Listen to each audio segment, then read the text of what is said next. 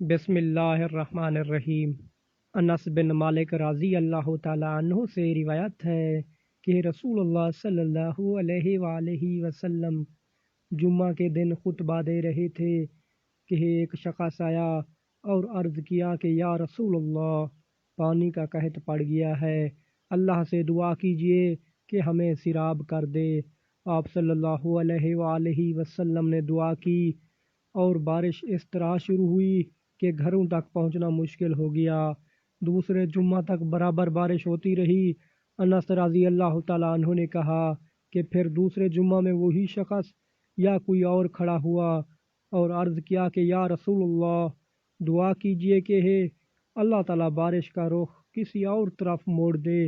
رسول اللہ صلی اللہ علیہ وآلہ وسلم نے دعا فرمائی کہ اے اللہ، ہمارے ارد گرد بارش برسا، ہم پر نہ برسا۔